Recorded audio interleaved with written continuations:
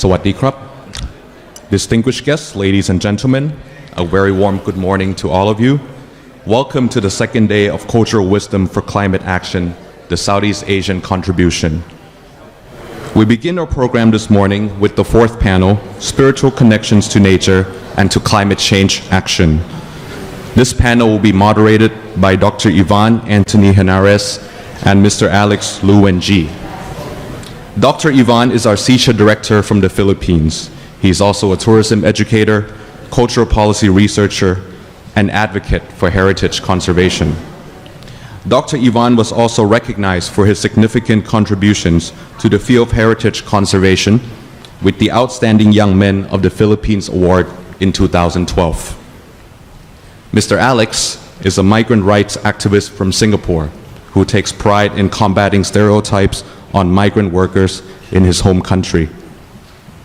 In addition to co-founding Migrant Library Singapore, a platform for interaction for over 17,000 migrant workers, he has also previously worked in several international organizations, such as the ASEAN Foundation and the Asia-European Foundation. I'd now like to invite the speakers for this panel to kindly make their way to the front of the auditorium at this time. Thank you very much. Ladies and gentlemen, please join me in welcoming them with a round of applause.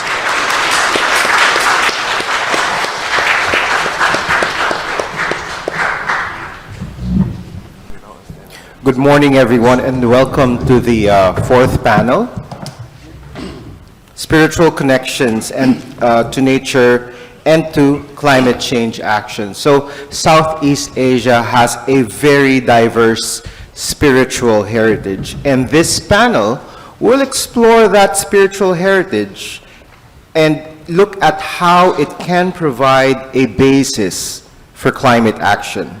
So the contributions of local spiritual practices, Buddhism, Catholicism, Hinduism, and Islam will each be presented in this panel.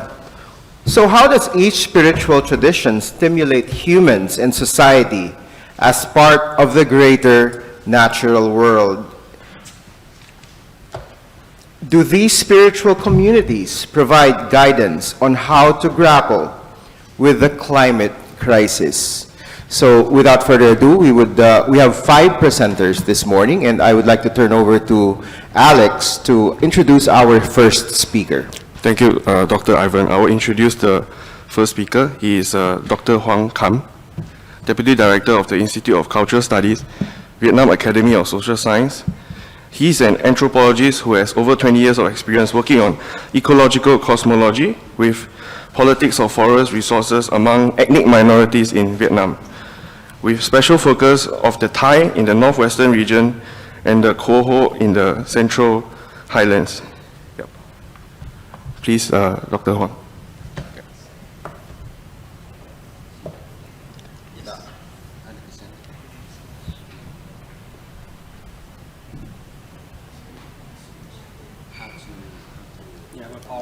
It's, can we have the PowerPoint ready? Can we have the PowerPoint, please? We have to sit here? Okay. Here. Yeah.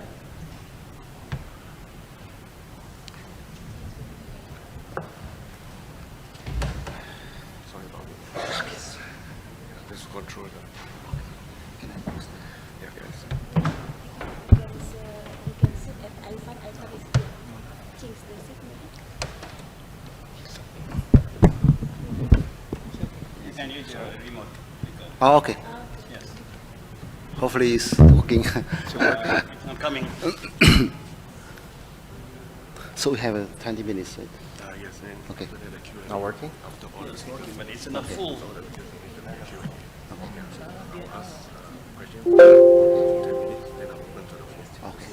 Okay, so it's not working. So remind me about the time. So. Okay.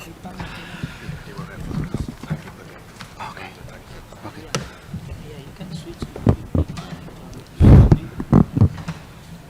I think it's okay to sit here, I think.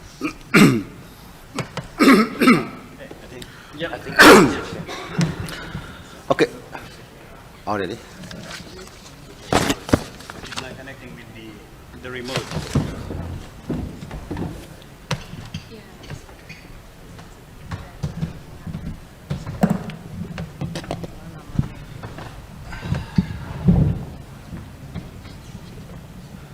Sawadee krap and good morning, everyone.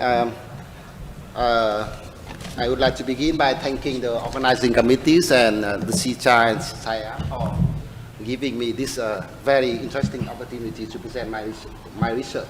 This is the continuation of my research interest that I have been following for many years on ecological practices of the ethnic minorities in Vietnam.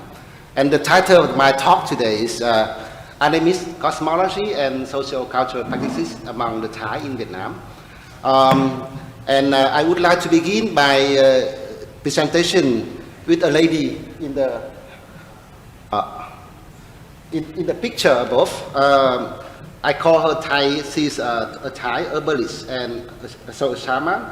In a home interview during my field research on ecological cosmology of the Thai in 2022, she told me about the number of ritual acts that she has to perform before going to the forest to collect medical herb for her clients. According to her, before leaving the house, she first had to offer incense at the shrine of the medical deity. In Thai, Pan Sơ Pu Chao Hang Za. I think somebody Thai here finds similar. Right? A relative big shrine that she built in the front of her still house in order to get the permission and guidance of the medicine deity, Chao Hang Za in Thai language, to find the herb easily. When stepping foot into the forest, she had to pray to the forest deity for permission to enter. Finally, once she found the neat plant, she had to put a small set of offerings underneath it and hold the plant down so it touched the offering while praying to the plant to allow her to take the medicine. Another principle in this ritual she had to follow is that she can only take the exact amount that she asked for. And she said that if you do not perform the ritual correctly, the herb will never work. Many people don't know and just cut off the plant from the forest to sell in the market, but the herb will surely be ineffective. So the ritual done as part of the medical herb search that Mr. Thai described are but one materialization of the animist cosmology of the Thai in Vietnam. The practices that they have been following attest to the fact that although many of the rituals connected to the cosmology of the Thai, as well as other ethnic minorities in Vietnam,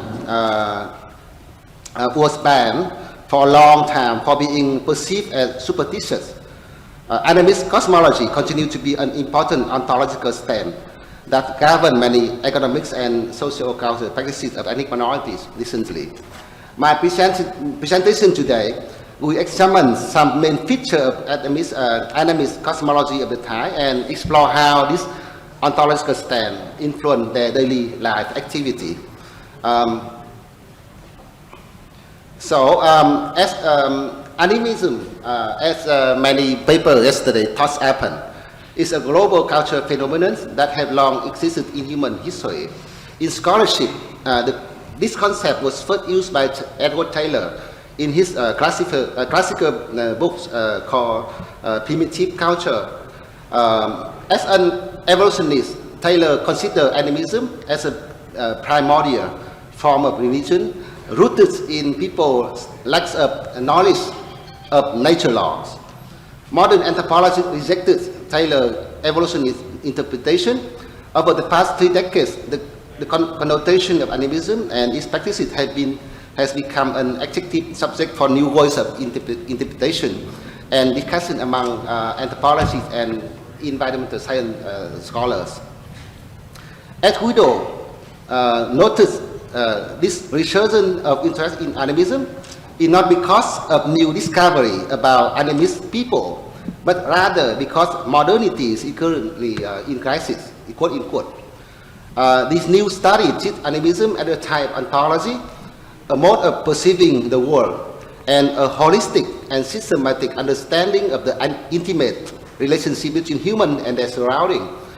In the animist ontology, personhood and relationality or intimacy are the two key concepts. As such, animist societies see the world as a community of living person or deserving respect, and therefore the way of inculcating good relation between person and different species, this quote unquote. Although all animist societies have in the recognition of beyond human personhood and interspecies relationship, Kai Aham, in his recent book 2016, based on his case study in Southeast Asia, pointed out that unlike the original cosmos of ontological equal, or in his term, a standard or immanent animism, popular among hunting communities in Latin America, the cosmological prototype in Southeast Asia, especially in growing and livestock raising communities, is hierarchical animism. This is in quote unquote in his term, he called hierarchical animism. Compared to the standard animism, the Southeast Asian hierarchical animism is more comprehensive, comprises also the living physical being and things, including humans, inserted between the spirits of the upper and the being of the below, is quote unquote. In this cosmology, the hierarchical orders is articulated in animal sacrifice ritual and quote unquote, in contrast to the symmetric intersubjectivity of human-animal relation in animism, ontological intersubjectivity in the sacrificial animism of the Southeast Asia is fundamentally asymmetric and centered on human-spirit relation. Briefly speaking, the Thai, one of the 54 ethnic minorities in one of the 54 state classified ethnic groups in Vietnam, has a population of about over 2 million, and is the third largest ethnic group in the country. Ethnically, they are distantly related to the Thai of Thailand and the Dai in Sip Song Panam, Sunan, and China, or maybe in Laos and the Shan in Myanmar. So, and their ancestors have always lived in the territory that is Vietnam today. They are known generally as a Thai, T-A-I, in Western literature, and designated as Thai with tone in Vietnam. In Vietnam, the Thai mainly gather in the vast valleys in the northwestern region, including Hòa Bình, Sơn La, Lai Châu, Điện Biên provinces, and in the west part of Thanh Hóa and Nghệ An provinces. Until recently, the Thai is still an ethnic group of quasi cultivators and who so rely on foraging.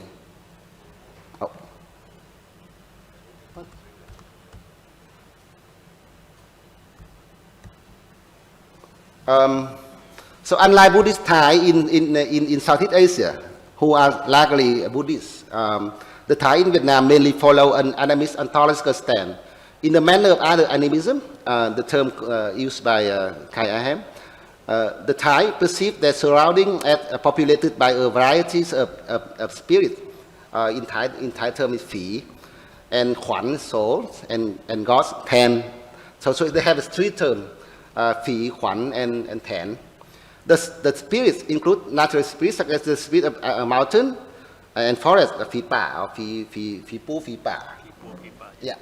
And Chao Din, the earth. And the village, Phi Ban, Phi Muang, territory, polity. The spirit of urban medicine, Chao Za, this is another term. Chao Za, as well as ancestor, Phi Dam Pang. And the house, Phi Huan, and so on. Living beings, including animals and plants, have souls, such as soul of human, Huan Ken, of rice, Huan Khao, and rice terrian, Huan Na, so it's quite similar right, in Thai. Or buffaloes, Huan Huai, and so on. Apart from the spirits and soul of living beings are deity, including Po Ten Luong. Po Ten Luong is the great father god or deity, and his subordinate deities. All these spirits are thought of having human-like feature or personhood, with capacity of will, intention, and agency. Unlike the standard animism, however, in Thai cosmos, as in many other Southeast Asian animist communities mentioned earlier, the spirits, including ancestor, deities, souls, and natural spirits, are neither equal or egalitarian. This is hierarchical in terms of Kai Aham's understanding. They are instead ranked within hierarchy of power and agency. So this vertical classificatory system partly corresponds to the hierarchical level of the universal in the Thai cosmology, including Mueang Thén, the highest Mueang reserved for the deity, and Mueang Pieng, human being, human Mueang, the lowest reserved for human and non-human actors, including plants, animals, and other natural spirits. In Mueang Thén, Po Than Luang, the great father god, is considered the supreme god with the power to preside over all other deity and being in the universe. The gods have feature of personhood, and Po Than Luang have 10 other existing 10, each in charge of a distinct duty. An area called in Mueang Thén called Dam Doi Ngoi Pha, the end of the universe, is the dwelling of the place of the dead, of the ancestor. So the lower ranks, Mueang Pieng, is where human reside. Besides human being, the population of this world includes supernatural beings such as spirits of the earth, of the forest and the rivers, and so on. And Mueang Pieng is the dwelling of other non-human entities, including the plants, animals, both domestic and wild, and their souls. So Thai cosmology sees non-human actors differentially, considering supernatural spirits as having more agency and power than those of plants and animals, especially domestic ones. In the relationship among the entities in Mueang Pieng, spirits can exert an impact on the well-being and prosperity of human as well as animal and plant. Humans also use certain animal and plants, usually the goat and buffalo and chicken and so on, as a sacrificial offering in the exchange with the spirits.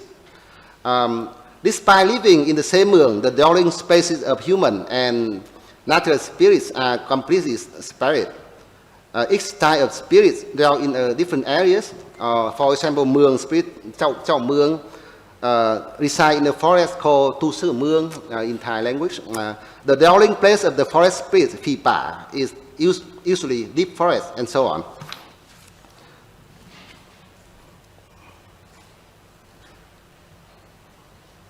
So Mueang Pieng and Mueang Thén are in state of constant mutual influence on one another. The human world is managed by and governed by the Thén world, which belong to the Po Than Luang and his subordinates. The god can also ascend to the human world to punish the descendants of the deceased whose spirits violate the celestial world rules. In the relation and exchange between human and other non-human entities, including human and animal souls, natural spirits and deities, the Saman is more in Thai, more mode. Yeah. Both male and female play very significant roles in mediating the communication between human and other than human person through act of magic, including chant performances. More mode pray for the outspire and protection of the deity Thén and the spirits, so that the communities can enjoy good health, good weather, and successful crops. They use ritual and sacrificial offering to ask for forgiveness from the deity in case human commit a taboo. They also communicate with, persuade, and in many cases, scare away human and non-human soul so that they return to their appropriate bodies and restore their well-being. In summary, unlike the naturalist cosmology characteristic of modernism, Thai people and other Adventist community ascribe person-like feature to their surrounding entities. The entity, rather than passive object as constructed in nationalist cosmology, have agency and internationally, like human. Animist cosmology are holistic in the ways they allow human and non-other human person to be interwoven and integrated. So since 1986 reform that marked the state shift toward a more open attitude regarding spiritual and religious practices, which previously superstition. Thai communities have revived most of the ceremony dedicated to the important deity in their animist pantheon. In the village called Nabo in Sơn La province, for example, where ritual dedicated to the animist deity has been revitalized since 2010, one of the most important communal ceremonies, the rain praying ceremony in Thai, Pang Mo So Nam Phon, was organized again by the Thai communities after many years of banning or prohibited by the state. This ceremony has been organized annually ever since, believing that whether the community will have a good weather and sufficient amount of water for all beings in the year depends entirely on the auspice of the Chao Nam, the deity of the water, and the Tan, and in the upper world. The village strictly follow the traditional ritual processes under the guidance of the shaman from the Luang clan. One of the most important rituals in the Pang Mo So Nam Phon ceremony in this village, like rain praying ceremony in other Thai communities in Vietnam now, is the preparing the Sang Bok Mun To, is meaning blooming tree of all beings. Another important ritual is planting tree. After shaman finished the worship procedure, all community members, including children and elders, have planted at least one tree, no matter which within the village territory, especially in the Pu Chan Luang is where they consider it, Pu Chan Luang is the place the Chao Nam reside, the sacred forest in the village. So there is a this is similar to the case of Thai community in Thanh Hóa and other province whose sacred place, Huân Sơ Thèn, dedicated to the worship of their supreme deity Thèn Luang, is situated in Pu Pom mountain. Since 2015, with the permission from and financial support from the local authority, Thai communities here have reconstructed and expanded the shrine for Thèn Luang, as well as revive their traditional ceremony of worshipping Thèn Luang after 50 years of being banned by the state, along with the shrine reconstruction and restoration of the buffalo offering.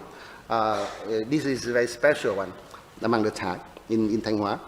At the shrine, local people also voluntarily returned to, and the entire area of the Pu Pom mountains above like 4 hectares, it's quite large, of the Thai communities for spiritual purposes. After the shrine was rebuilt, people start to replant trees to provide dwelling space for their deities in their traditional animist cosmology. So the planting the tree was so accompanied by the dissemination and enforcement of customary law that prohibit all form of violation to these re-sacrifice areas. More interestingly, all sacred forest areas dedicated to the animist spirits and deities among the Thai as well as other ethnic minorities have now not only protected by their customary law, but also by state law. This is very important. Besides the heritage law, in 2019 forestry law added a new category called rừng tín ngưỡng. It's the religious forest to set a legal foundation to the protection of the sacred forest area. So at the individual and household scale, apart from ritualistic practices such as those followed by Mr. Thai mentioned earlier, the influence of this cosmology on the Thai past and present life is well embodied in the ways they interpret abnormal occurrences within families and communities. In addition, Thai shamans continue to play important roles in resolving most issues in the community, ranging from classic life aspects such as health and well-being, natural resources extraction for livelihood, house building, to the more recent problems such as debt collection, marriage conflict, and land dispute. They all around, they all like interpreted this kind of issue in terms of their animist cosmology.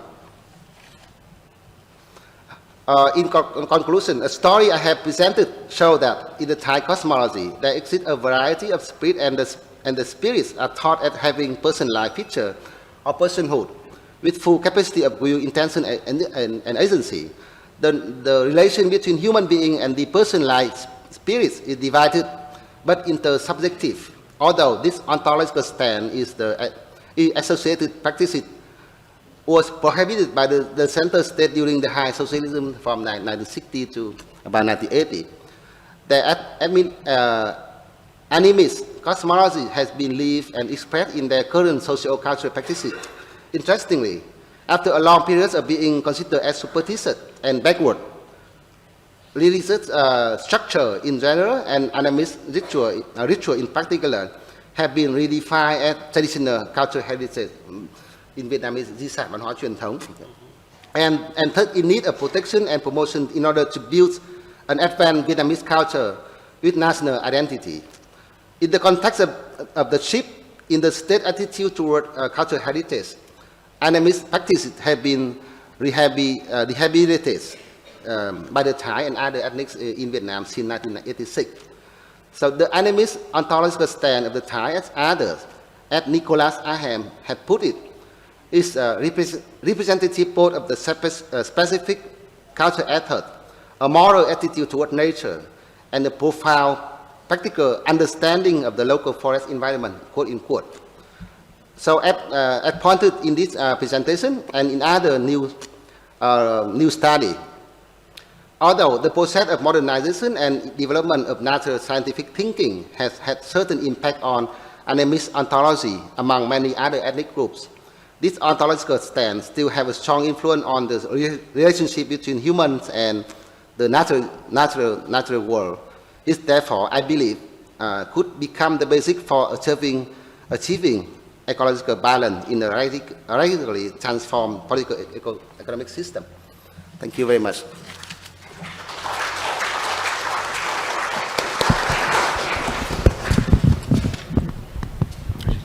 Thank you very much, Dr. Hong. And may I request our technical team to make adjustments to our setup on stage. So, thank you.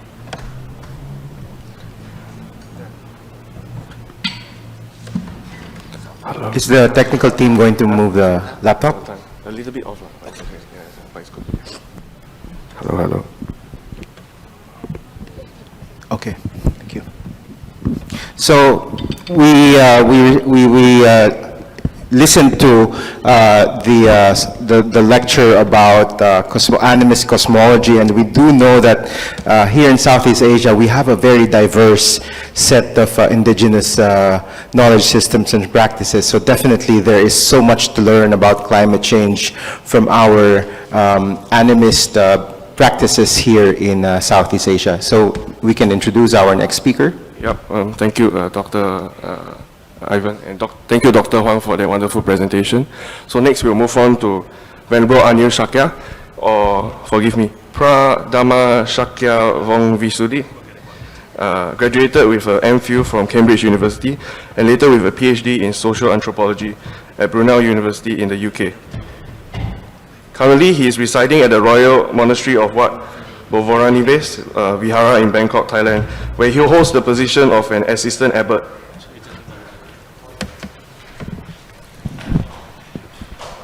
Thanks.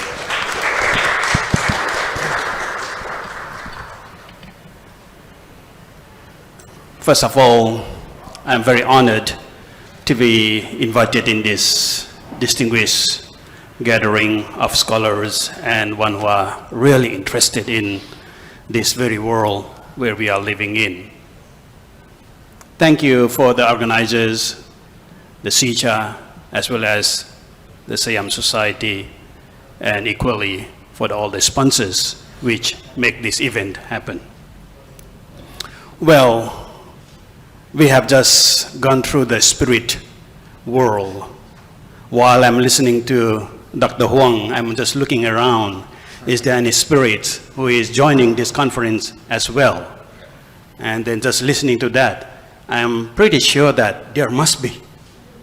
Because as he said that there is a Chao Ti, which means that the owner of this land. I'm looking out there in all the trees, but I didn't see here. But if you see around in Bangkok in many places, if there is a big trees in a certain kind of a different unusual sizes of those trees, you will see the yellow, red, all these different colors of clothes with tiding on that trees, which symbolizes that that trees must be something different, unusual. There is a spirit inside that tree. And that is the way people believe. And that is a way, not only belief in terms of animistic, in terms of religious belief, but it has a different outcome in the modern world as how do you save that very tree? This is what we have seen in the Southeast Asia. In Thailand, in Cambodia, in Laos. In these modern days where people are very desire, people are always craving, and people are in the name of development, they are destroying the forest. They are destroying our only home, this earth. But there is no way. We are talking about Anthropocene world, even. And when we talk about Anthropocene world, we are seeing very negatively that since we are introduced in this world, we destroy this earth. But take a pause on that very statement we are always using this modern world. If we are not here, if you didn't come here, what is the meaning of this earth after all? So we are not only destroying, we are making the meaningful of this very earth, with this very planet, with our existence, with our introduction to this world. So that's why I want to say these modern scholars, they always say that we are always trying to blame the human development. Yes, it is true. But at the same time, why don't you look at if there is no appearance of Anthropocene or no appearance of human in this very earth, what is the meaning of this earth? Whether this earth is relevant, whether this earth exists or not exists, does it any matter to us? Does it any matter to this whole cosmos?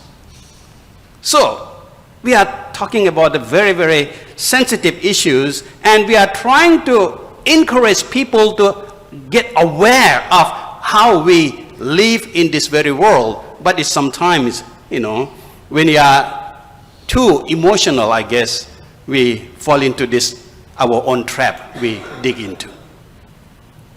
Well, that is what happened from the spirit world. So my part, I will bring back to the modern world as who we are. So I'll forget the past. And I won't go to the future. This is what Buddhism is all about, here and now. So I will talk about the spiritual connections to natures and to climate change from a Buddhist perspective. If the time allowed, I will go unfortunately I don't have any PowerPoint, I don't have any hands out, but I will try to explain what I got in my mind slowly in few things. First, I will take you to the different way of looking at what we call is nature, what we call is climate change from etymological point of view. And which means that the etymology, which is quite familiar in this Southeast Asia language, that is a Sanskrit and Pali.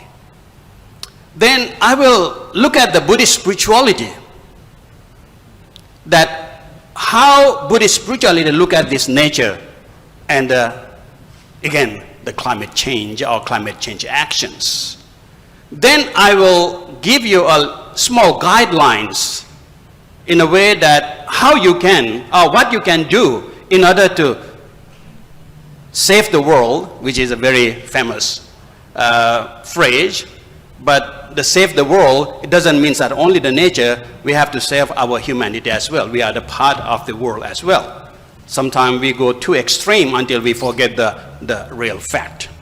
Okay, let me start with the whole idea of nature. I guess in Thai, from Thailand, even Mr. Huang maybe have the same vocabulary. In Thailand, let's say called mountain, that is called Kiri or Pukao. That's a simple word, is Pukao. But the word we use is a Kiri, Giri. Yeah, so because in Thai they don't have a G, so that will become a Ka. So it is a Giri. So what is Giri means? In Sanskrit and Pali, etymological derivation of the word Giri is very interesting here.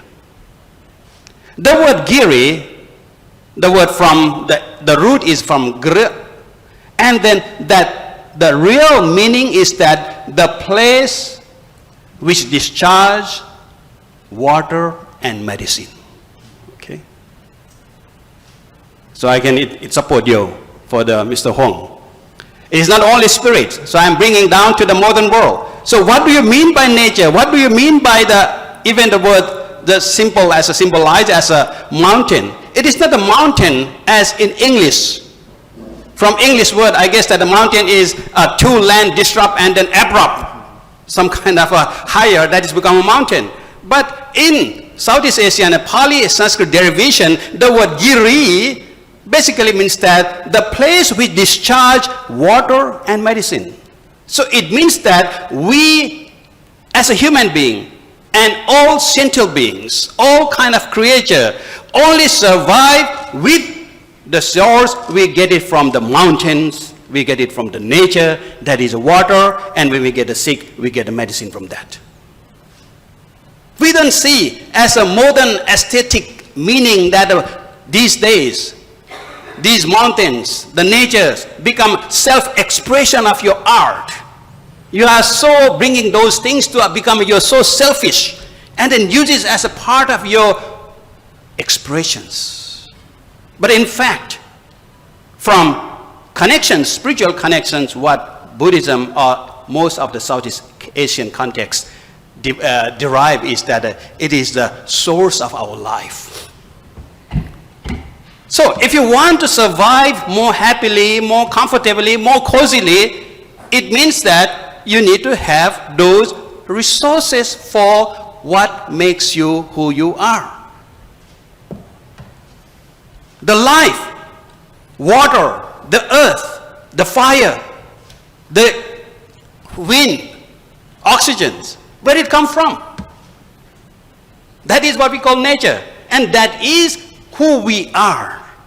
From Buddhist spiritual ideas, how we define I, how we define human, how we define any sentient beings. We are the part and parcel of this cosmos. That is why some Buddhist scholars call cosmodicee. As in theistic religion, you might call it the theodicee. But from Buddhist point of view, we call a human, any nature, any sentient being, a cosmodicee. Because we are part and parcel of this whole cosmos. Without tree, how can we get oxygen? Once I was awarded a UNESCO kind of a award called Guardian of the Planet. And the whole idea of that award, behind that award, is my presentations to the world about how do you save the world. And my simple presentation at the time was, I said that why we are talking about save the tree, save the world. The way we are thinking, it is very unreasonable, unrational, I say, irrational. Because these days you cut the tree and then you put the sign in the paper, then stop cutting the tree. And where does this paper come from then? So this is what happened to our world. So that's why I'm saying that why you are looking tree as other, why you are looking all this plant as the other self, why don't we look as our own extension? Instead of seeing those trees as other planet, or other thing, other self, why don't you see that that is the source of our lung? Or in other words, that is our lung. Then you don't have to go to the rocket science to say that how to save the tree. It means that if you want to have a good life, if you want to have a good oxygen for your own breathing, own living, that is a source, you get it there. So this is a very simple connections we make. It is not only spiritual connection, it's not a religious connections, that is a connections we created. That is a word called pa. That is called giri. That is a word, whole idea in etymological. So I will go to another word. another word called vana, or what you call is pa also. In Thai language they call there's a one, Chetavan. So there's always with the one, and one in vana in Pali and Sanskrit means forest. Again, forest is looked at from animistic point of view as the place where dwell all the spirits. Sometime in Thai language, when you say the forest, that is a very scary place. It's a frightening place. You can't get into that. But again, from very etymological point of view, the word vana simply means that the place where people or any essential being, any creatures can enjoy their happiness and serenity. You see? The word one. So that's why it is not only that idea, where people go and associate to be a one and other with the place, the jungle, the dwelling place. In a more kind of spiritual point of view, more kind of religious point of view, the place, the forest is the place where you can be enlightened. You can be yourself. You see? So, in order to understand who you are as a human, you need to have that very element that is a nature, that is a forest. Forest is not other. Forest is inside of you. Forest is something that very quintessential for your surviving. So this is a very etymological point of view, looking at those two simple words called giri and vana. And looking at the Buddhist point of view, from the Buddhist life of the Buddha himself, then you will see that all his life, from his birth to his death, for 45 years, where he spent most of his time, not in this beautiful building like this. So that's why, I don't know, I am fortunate or unfortunate. If we think about this modern amenities, I think this is fortunate. But if we're looking back and then go to the connections with the nature, I think we are unfortunate to be, cramped in this small place like that. Why we don't go to outside? We'll have a more, and I see that there's a lot of, I guess we'll have a dinner or whatever there out there, which is a more close to the nature. So, in the name of development, we sometimes mislead our whole life, because we forget that the root foundation of development is destruction. Without destruction, there is no development. But whether it is a constructive destructions or it is a destructive destructions, it is our way of thinking about it. So, therefore, the vana, the pa in Thai language, or forest in English, is somewhere you can get enlightenment, somewhere you go and associate, or even there's another derivation, is the place where all beings, all animals, all creatures, speak loud, shout the place, which shows that it is really about what we call is independency. So that is only, I was warned that it's 5 minutes, because I was asking before, it's got 30 minutes, so I was looking at it, it's not 30, but there's only 5 minutes, so I can't go to the something else yet. So I will go to what is the natural connections with the simple idea from Buddhist point of view, or Buddhist spirituality. Now, if we look at the Buddhist teachings, of course, all those Buddhist teaching is about the interrelatedness. It's about, making sense of yourself and surroundings. I am here as a speaker because there is a good, nice audience like you are here, sitting here, quietly, listening concentratedly. But if I'm doing my job as a speaker, just only the chairs are here, and should I call myself a speaker? Well, you can call it, but I guess that after I speak, I have to go and then end my life in the mental institute, that I can talk with all these chairs. So even the word speaker, even the word I is only relevant when you have something else to define who you are. So that's why how Buddhism make connections with the nature in that sense. So So in terms of looking at the creation of this world, as I said, there is a 4 elements earlier. I didn't use the word, but there is a fire, which is energy. There is a wind, which is taking our even oxygens.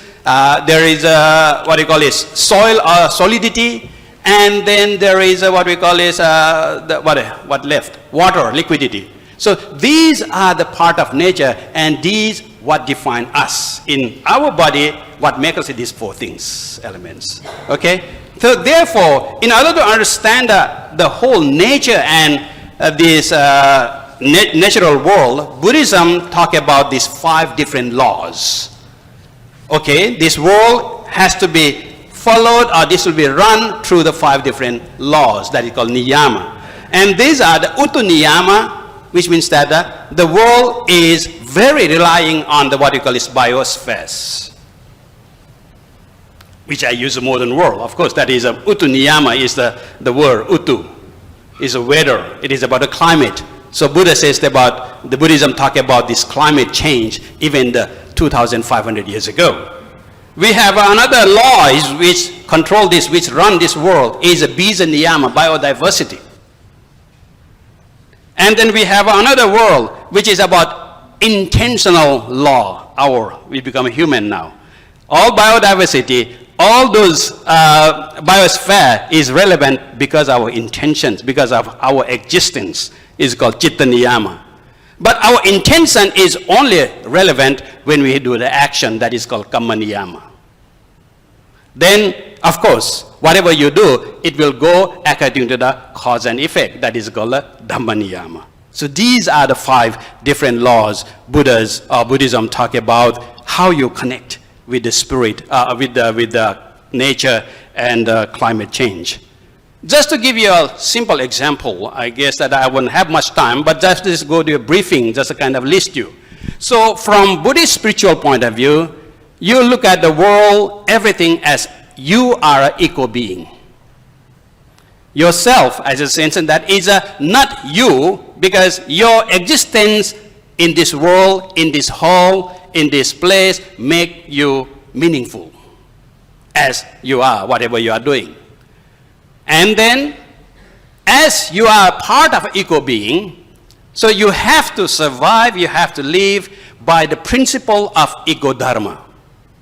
That is, the dharma, or the word teaching, a dhamma or dharma in Sanskrit, basically means that upholding. Basically, it means a balance.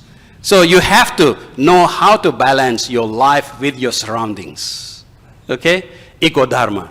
And why you are doing that eco-dharma? Because the ultimate spiritual connection you are making with this world is you have to transform yourself from the very selfish human being, very egocentric human being, to be the eco-sattva. That is an eco-being. So first, starting understanding yourself, you are the part and parcel of ecosystem. Then you have to survive in this, the principle of balance with the ecological balance. And of course, in order to be yourself an eco-being, that you are not destroying the nature, the place, the resource where you are getting your life force from. So these are the simple way of doing that. How you do that? So I will take a small, okay, time's up. I will just give you a 1 minute. I will take 1 minute here. How you do that? I'm a Buddhist monk. And my life is a life of eco-being. Because when I decided that I become a monk, the first lesson I was taught from my preceptor is that now you have to live with the nature. Your view has to be changed totally. As a lay, as a householder, you are always kind of searching for yourself fulfillment. You are looking always, you have eyes, you are always try to see the nice thing through your eyes. You are always trying to hear the nice thing from your ears and so on. So, as a Buddhist monk, no, you should know the sufficiency. You should know the sufficiency. The first lesson as a Buddhist monk was taught that first, I should change my livelihood to be a sufficiency livelihood, a sufficient livelihood. The second is that I should live by the principle of recycling. So my robe is always recycled. I didn't put it, this one, not, this another robe I got is that from the recycled about 14 plastic bottles. I used to wear that. Today, that one is a little dirty, so I just picked a new one. So this is the way, live in a recycles. The third principle is that always the nature out there is our dwelling, so we have to live with the nature, but appreciate and protect the nature is our crucial task of living here in this world. And the fourth is that you have to be self-sufficient. Whatever you got it from the nature, use it wisely and be sufficient, not to be greedy. As Mahatma Gandhi once says that there is an abundance of things in this world for our needs, but not for our wants. So how do you connect your spirituality? I guess this is how I have presented in this 15 or 20 minutes so on. Again, I think that's pretty much enough to see how Buddhists or the cultural background of Southeast Asia looking at the nature as well as climate change, because climate change is a part of nature itself. So I didn't have a depth and I didn't have time to go deeper into the area of the climate change, but I guess that this gives you pretty much pictures what I am standing for. Thank you. Thank you very much, Venerable Anil Sakya. We can really see how Buddhism is really showing us a basis for climate action, especially with the 5 laws that he shared earlier. So Alex, let's proceed to our next speaker. No, it's okay. We've been able to fix the, we were able to fix the laptop already. Okay, don't need. So it's okay. Please, can you please flash the screen, the presentation? I was able to fix the clicker already, so it should work now. I'm very excited to announce. Oh, it's the clicker is working now. It's working, but She wants to move. Yeah. Oh, she wants it. Okay. I will just. Yeah, I will just move it. Yeah, it's great. Yeah, no problem. You can see that. Thank you for your patience. I'm very excited to introduce our very own Dr. Katrini. Dr. Katrini is currently the chairperson of the Indonesia Heritage Trust, or BPPI, based in Jakarta, and chairperson of SICHA, Southeast Asia Cultural Heritage Alliance, based in Bangkok. She was acknowledged as the Climate Reality Leader 2020 after accomplishment in the Climate Reality Leadership Project Global Training 2020, led by the former US Vice President Al Gore. She has a strong eagerness towards heritage work, as shown by her activities for more than 20 years in developing heritage organizations in West Sumatra, Bali, Jakarta, and several other heritage cities in Indonesia, as well as regional Southeast Asia and worldwide. In addition to her work actively dedicated to cultural heritage preservation, Dr. Katrini has remained committed to natural conservation, including the wildlife rehabilitation of Sumatran tigers and orangutan. Dr. Katrini, please, you may have the floor. Thank you, Alex. Yeah. And also thank you, Ivan, as to both excellent moderators. I have to start with also a very good morning for all of you. Om Swastiastu, Namo Buddhaya, Salam, Assalamualaikum warahmatullahi wabarakatuh. I think I should welcome for all of you who's visible here and also maybe intangible following us through the light of the spirit, as you already mentioned before, and also I do believe the same things. So for this mornings, I have a role to also contribute to this discussion. How we, I as a Balinese with the Hindu religions also contribute the spiritual connection with the nature. And this is, I think, each of our religions, even for those who's also believe in how the nature provide us with all the things, and we have to have a diverse circle and have to give it back to the nature.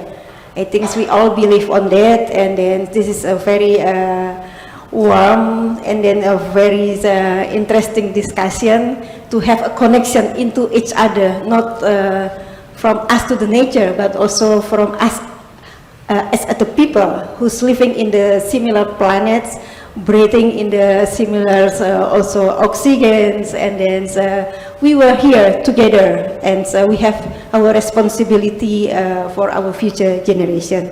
So that's I will start my presentation. I think we understand that it's having also not only in SICA as my organization that in this current time I trust to be the chair of this organization, but I'm also chairing the Indonesian Heritage Trust, as Alec already mentioned, and this is also how we safeguarding the conservation of the Indonesian heritage. So Indonesia as maybe a part of the country in this Southeast Asian, maybe one of the biggest one, maybe still maybe the biggest one, yeah, and having 5 religion there, and also we believe each of the area in Indonesia having also a very diverse, very rich about the tradition.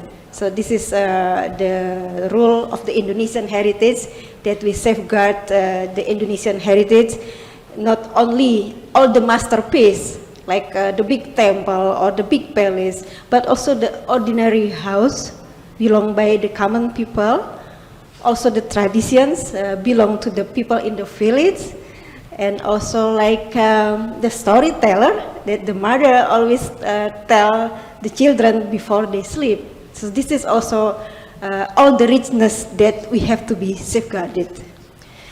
And talking about the Balinese, here I can say that my Balinese ancestors saw it, that how they live in harmony with the natural environment, and how this traditional wisdom can mitigate the natural disaster risk and its further degradation, named later as climate change. I think in the previous time, we never ever heard about the word climate change, but we have the experience or started to know that some things can be done badly in our environment if we are not taking care of this. So this is today the concept of the harmony in Balinese Hinduism is not merely a relic of the past. We are not talking about the era of our grandmother or the era of our great ancestor, but how the part of the people's daily activities that will be passed on the next generation. So this is really a strong root as a Balinese. We feel we have to. So for me, we are here in this metropolitan city of Bangkok, but then tomorrow I have to be in the really a small village in the remote area, and really very so fast to be adapted because we already have the root. So this is I think the way that we people in the Eastern country is having the tradition as our background, our strong background, even we are also coping with the modern life. And one of the philosophy that I would like to introduce to you all, or maybe you ever heard about this philosophy, is coming from the Balinese. The name is Tri Hita Karana. Tri is a number 3, so there are 3 things comprised on it. And then Hita is the happiness. Karana is causes, so the 3 causes of happiness in a Balinese philosophy that promotes the harmony in human interaction within nature and the spiritual world. And it is the manifestation of the Balinese basic traditions, consists of the balanced connection between man, between us with our environment, between man, and then between man and the creator. And then this philosophy of Trihita Karana has been existed as a life concept for the Balinese before the 8th century, so long time ago, but the concept is still persist and implemented in our daily life. So this concept, as I mentioned before, is the balance of the harmonious relationship of all the sectors of life in Bali. And the 3 relationship, as mentioned before, is guided many aspects of Balinese life, not only from the daily rituals, but also to communal mutual cooperation practices, to spatial planning in Balinese architecture, and how people's also having the organization in the village. So this is the illustration of this three connection. How we have the connection human and God, human and human, and then human and nature. And we have the three names on each of this connection. We call it the Parahyangan, the Pawongan, and the Palemahan. And one by one, the Parahyangan is the basis for all the wonderful rituals of the relationship between man and God. So this is the way we appreciate what we receive from the God, what we are thanks for all the things that we receive in this life. So we do it through the rituals that specifically the appreciation for our God. And then the Pawongans, the connection between man and man, express a harmonious relationship between the man and man. It's not only the traditional things, but it's also like when we have a discussion, a meeting, how we can have a tolerance between each other, how we can appreciate the diverse between us. So this is the part of the Pawangans balance in harmony.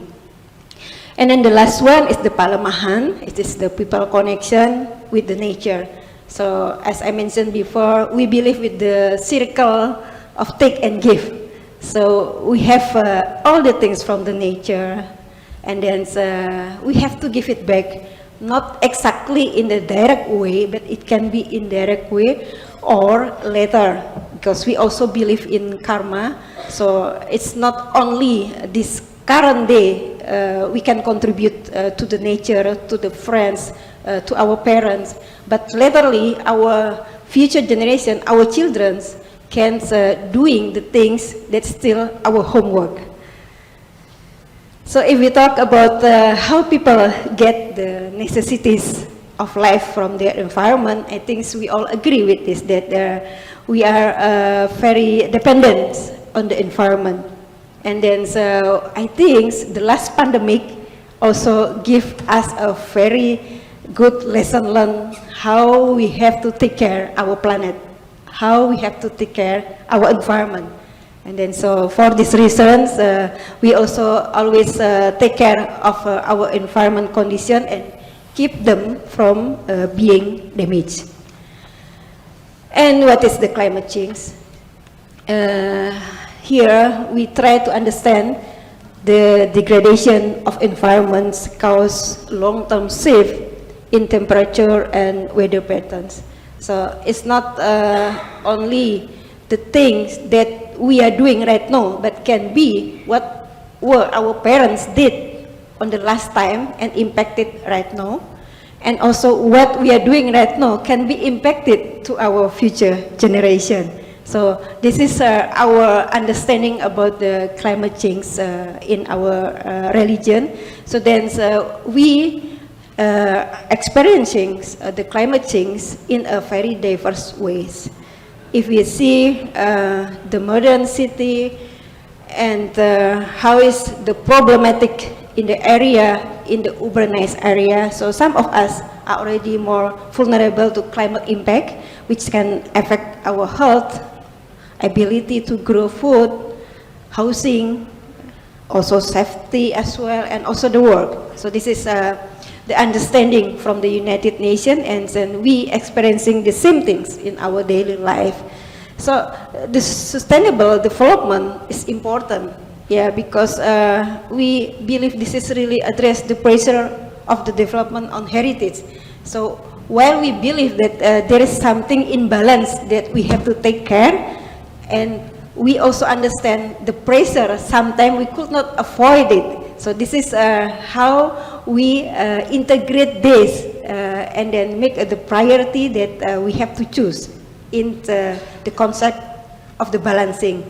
And then I would like also to see here the future generation, the young peoples, it's have to be also learned to reinvent the local tradition. because somehow there is no explanations written on the tradition, and the young people have to dig out what is the explanation behind or what is the background, because it's not literally what we see is the one that we see. There is some things behind, more and deeper we have to understand.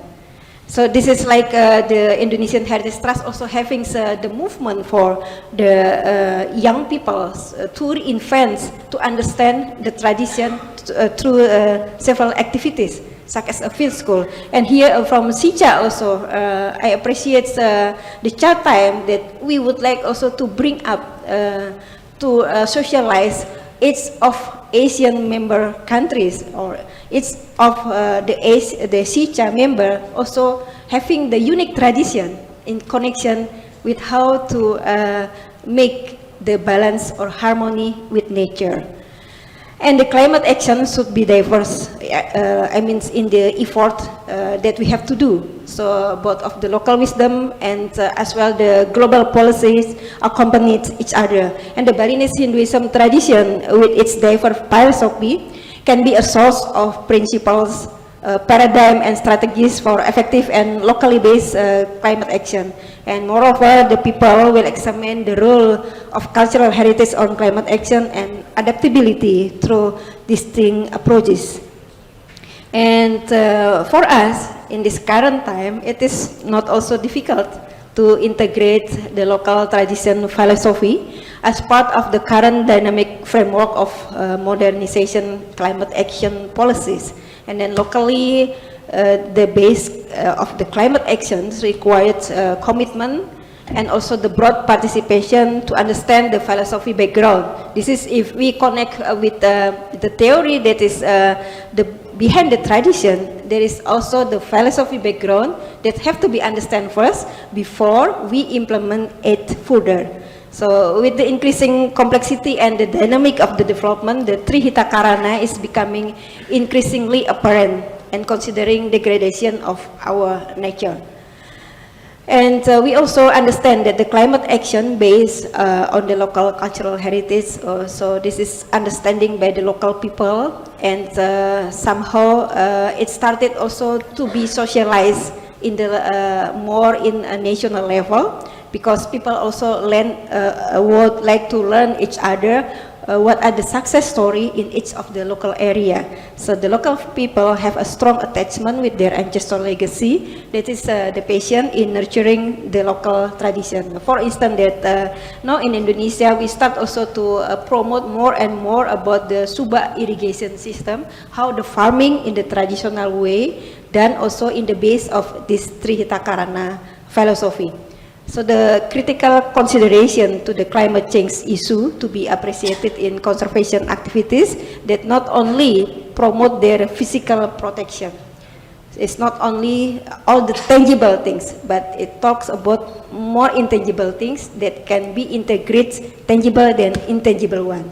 And then it is more important to involve philosophy of local wisdom in implementing their tradition. And then thus the climate action will formulate it from the meaning taken from their sense of harmony between man, place or environment and their creator. And then the tradition can also be applied together with the integrity of enhanced quality of life and better environment. So its establishment will have to promote their heritage protection through the daily implementation. And beside Trihita Karana and the rituals and also as well the procession and ceremonies related to Hinduism, these all are still performed until today. So I thank God in the pressure of the tourism in Bali, but it still exists until today. So these local activities should be taken into consideration on how they claim their heritage ownership. So it is really important to have the people having their sense of belongings. So how the ownership of the heritage that they have, and because in the previous slide I said about the understanding. So understanding what we have, and then the ownership, we proud to have it. So this all that we can keep promoting our own heritage through practices in our living tradition. And then taking this Trihita Karana as a case study, it is clearly explained how the involvement of a local wisdom is approached in the concept of harmony. So harmony is really the important word that we would like to achieve. And so what is my presentation is hopefully stimulated the wider opinion and also invite broader argument on how to manage the climate action involving people and the community participation. And if we see here, like the one is released by the United Nations, the 5P is also in the similar with our traditional philosophy. So it's talk about people, this is man-to-man connection, and we talk about our earth, our environment, the planet itself, and then the partnership as the connections between man to man, and then what are the product of this connection is peace. It's also the things that can make us feel living in really an harmony planet. And then last but not least, we have also to talk about prosperity. It's nonsense if we are talking about all these things without give the prosperity and then the level of life that people can enjoy, can also appreciate their environment in this prosperity. So I think this is the connection that I would like to share with you all. I'm really happy to have this contribution from the Balinese Hinduism philosophy to be as a part of the global network, as a part among of the other religions, and our belief to live together in harmony in this earth. Thank you. Wassalamualaikum warahmatullahi wabarakatuh. Om Santi Santi Santi Om. Namo Buddhaya. Kapunka. Thank you very much, Dr. Katrini, for that presentation. It is very interesting how Balinese Hinduism is a very unique practice of within the Hindu religion, and we can see Palimahan, how man interacts with nature. So thank you very much, Dr. Katrini, and we will proceed to our next speaker.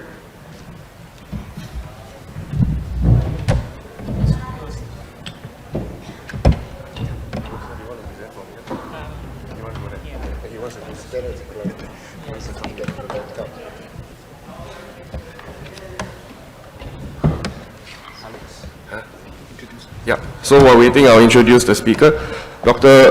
Fachiruddin M. Mangunjaya is an environmentalist, author, senior lecturer at the School of Graduate Program Universitas Nasional, and the chairman of the Center for Islamic Studies Universitas International. Dr. Mangunjaya is a drafting member of the Islamic Declaration for Global Climate Change in Istanbul 2015, a scholar member of Al-Mizan Covenants of the Earth, and a member of the advisory group for Forum on Religion and Ecology, University of Yale. Without further ado, I will hand the floor over to Dr. Fachiruddin. Can you screen? This one? Oh.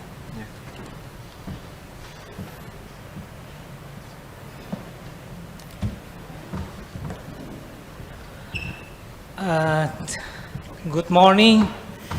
Good morning, everyone. Bismillahirrahmanirrahim. Thank you very much for this opportunity. Very nice to have we get together with us together in this ASEAN meeting of our tradition and cultures. My background is biology. I was born in Borneo with a pious Muslim family with Islamic tradition. So I learned Islam with my family. My father is a sheikh, Tuan Guru, and I love nature as well. Close to my school, there are Tanjung Puting National Park, which is the orangutan live. So I learned a lot from the national park, where I then enjoying to communicate to many parts of the world regarding environment and the natures. As an Indonesian and Muslim, we see that there are many influential traditions, but then very adapted by the Muslim. I show you these pictures regarding the using of the sarung. This is in ritually, it's not from Middle East or in Mecca. They use gamis. They use a kind of different, but they use sarung. This is Vice President of Indonesia, Kiai Ma'ruf, which is also a Sheikh and former of Islamic Council of Ulama leaders, who is chosen by Indonesians for Vice President. And you see the mosque in Indonesia is different as well. This is Masjid in Demak in Central Java, which is assimilated to the Java culture as well, the Hinduism. And if you go to Kudus in Central Java as well, there's still a Hinduism gate still exists up to now. They are not destroyed, they are still there. And there's cemetery inside of the mosque as well. So the respect of the cultures and religions from the past tradition is very important. The assimilation, we can call that, in Indonesia is very unique in that way. So this is the Indonesian way to integrate in Kudus Minaret and Hindu gates. And so many, if I wrote a paper, it should be very, very long, as we have 1,304 ethnicity and the regions. And Islam is the majority of the religions in another, six religion being accommodated by the state, including Buddhism, Hinduism, Christianity, and Confucianism, and Islam, of course. The nature of Islam and Islamic environment was actually forgotten, being explored. However, now, because it is necessary to us to understand our text and as well the context, we also exploring the Islamic ethics for environment, which is, you cannot find this Islamic ethic for environment, of course, in the past 13th, 12th century, but in Islamic culture is always have its roots and basic discipline. That is a Quran, the text itself, and the Sunnah. The Sunnah is the Prophet tradition and a good deed, and also the fiqh or Islamic jurisprudence, because Islam coming with law. So this is like Christianity, and they coming with law. Islam is, not only putting a legal law, but not only morality, but also legal law, such as marriage, family, many things, and it is being written in Islamic jurisprudence or fiqh. And the fourth discipline is ijma ulama. The ijma ulama is the consensus of the ulama. The ulama is Islamic scholars. So the area of argumentation to whom which is now understand Islam is the ulama. We call it Islamic scholar, which has various discipline, of course, understanding with the tafsir, with the Quranic text, also with the Arabic language. And the last was I included here, which is also maybe can be included in the Ijma Ulama is a fatwa. A fatwa is an opinion or nasihat or supervising from the ulama or the institution of the ulama, which can be a legal rule, but it is non embedded a rule to the people, but it might guide the Muslim for their culture and their life. This is a kitab written. A kitab is a book of jurisprudence being written in 17th centuries. It's called Sabil al-Muhtadin. It is written in Malay scripts, in Malay, we call it Jawi in Melayu, or Pegon in Bahasa Indonesia, which is implemented before colonial era.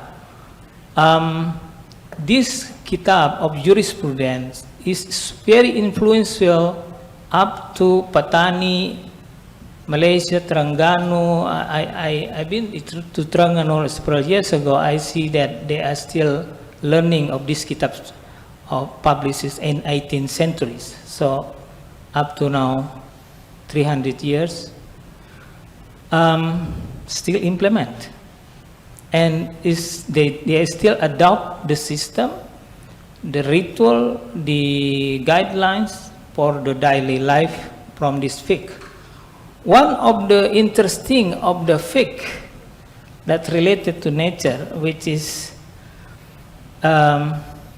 related to the protection of many animals in Southeast Asia, is a chapter at the last chapter of the jurisprudence. Is called the chapter of consumption. It was written in 300 years ago. The consumption, with the rule of prohibited of Muslim to consume or in implementation to hunt, of course, several animals, wildlife animals, such as this orangutan. So we can see at the coastal area, which is Muslim predominated area, the orangutan still exists and they are very tame. They are not afraid to human because they are not being hunted.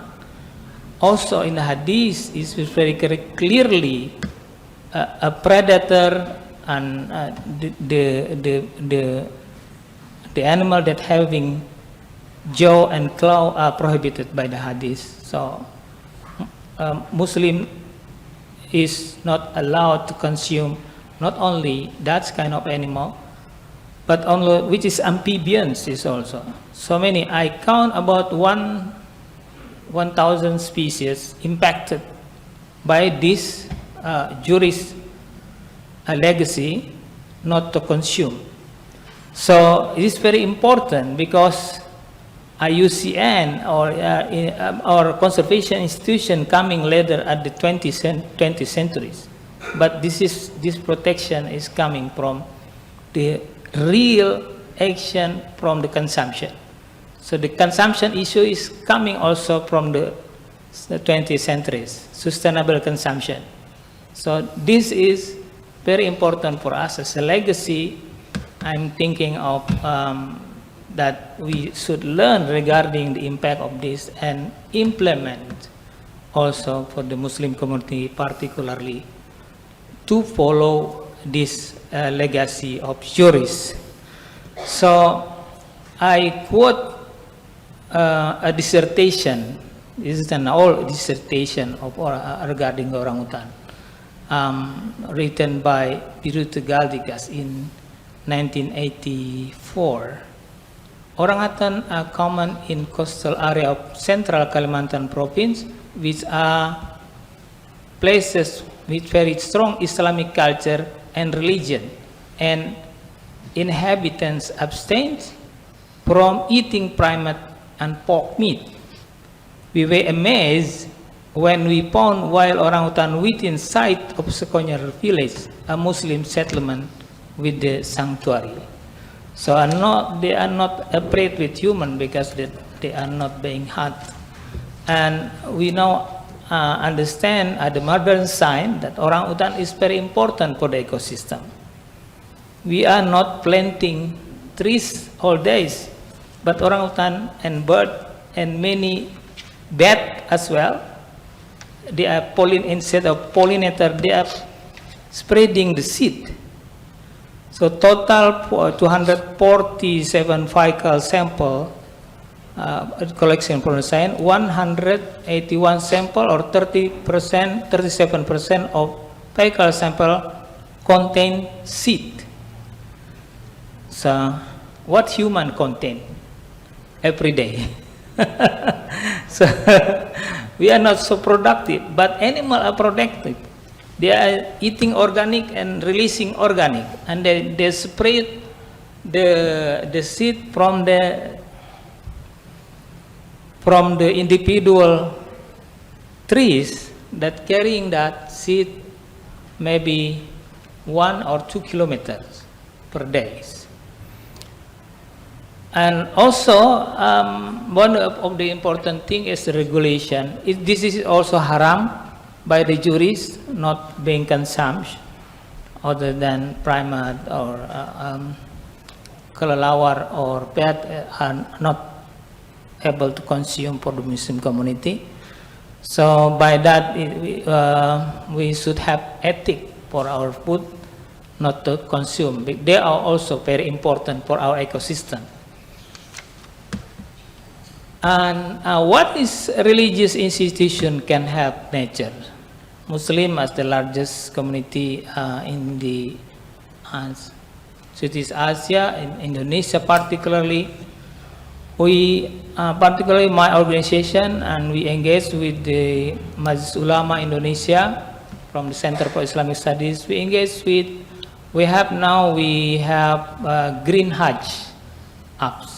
As we understand, Hajj is going to Mecca for spiritual journey. They are queue for going to Mecca every year. About 3 million people, they are clumped in Mecca and using, of course, transportation, and emissions are getting high because of that transportation. So we need to get in touch with the Hajj committee to make the Hajj also being cared for the nature. And we have Eco Masjid, yesterday was mentioned, Eco Masjid, we have 800,000 masjid in Indonesia, which is moved, to the green masjid, and Eco Madrasa, Eco Pesantren we call, you can type the ecopesantren.com. We have about 4-5 million students. How important they are also aware with the environment and also with the Islamic teaching for the environment. We have green institutions, involving Muhammadiyah institution, Nahdlatul Ulama with 9 million members, Muhammadiyah 70 million members, and universities are under them. And Islamic Council of Ulama is the muftis who have authoritative enough to release the fatwa. This is the environmental fatwa, which is 7 of them. Some of the fatwa was asked by the environmentalists for the supervision for the prevention of the extinction. One of that regarding the protection of wildlife for the balance of the ecosystem. You can type wildlife fatwa. It was published widely and it's made impact. As well, the law of burning and land and forest. We train hundreds of ulama in Sumatra and Kalimantan. The fatwa was released in 2016. It is good. Unfortunately, we have also massive action to train this ulama together to disseminate through khutbah, through sermon, Friday sermon, preaching, and etc. etc. So, is it make an impact? I wrote a paper regarding that. It is matter. It is matter. Several thousand of villages are stopped burning forests, also by the help of the government, of course, but it is companion is very important. This is the model of the training. You can browse it. And we have also the economic institution is very important, which is, everything, the changing of lifestyle is coming from the economics. Economic institution, we have in Wakaf, we have this, like we have sukuk. This is released, the sukuk, by the state, but by using this Islamic terminology, we can engage so much and quickly Islamic community to attract. It attract over 16,000 investors. In the millennials, dominated by investor, 44% is baby boomers. And the green sukuk bond worth 1.2 billion in 2018 rise now to 500 million euro. Is still ongoing, and the sukuk bond is proposed for the green building, green infrastructure, green roof, and everything with the government. This is the Hajj I already mentioned, and also the Masjid Istiqlal been greening as well. This is up to 30% of its energy covered by green solar energy. I don't know whether it's work or not. This is hutan wakaf, the wakaf forest in Aceh. It's initiated by youth, and they are buying the land piece by piece, and now generating about like 5 hectares by the starting. But you also found hutan wakaf in Bogor. Konsep hutan wakaf itu suatu tindakan yang nyata, menunjukkan bahwa memang punya tanggung jawab. Okay. Time is not enough. The wakaf business could be used and finances for finance research and reintroduction or habitat restoration to acquire land for conservation purpose. This is the akad of the wakaf, and still small, but I found also any different tradition which is in Minangkabau communal with this tradition of lubuk larangan. Lubuk is sungai, is river. Is larangan is protected river. So we still have nature with the protected river because it's involving mosque, madrasah, imam, and communal community of in Sumatra. So they still have nature. You can see things like this. Because the ritual they're using Islamic tradition to oppose to protecting the nature, to make a dua for. And they usually to protect, not to harvest for 1 year, 1 or 2 years. When the long river is 500 meters, 500 to 1 kilometer. So you can imagine if we have 867 in Sumatra, we have another 100 in North Sumatra, and we have another 100 in Jambi. So it's a significant culture and nature from Islamic perspective. So from IUCN, it is areas that opportunity to include for the national outcome as a global as well. You can include that in protected area category 6. Let me conclude to read my paper conclusion. Climate change is closely related with lifestyle and awareness to enforce the use of natural resources morally and wisely. Islam is a religion in Southeast Asia that uphold the moral value of message to always to exaggerate the using the resource. The message of Islamic religious teaching are followed through authoritative message of religious leaders such as Islamic jurists and scholars. In case of Indonesia, a country with largest Muslim population, provide as an example of applying message for Islamic teaching and tradition best practices and action to mitigate climate change.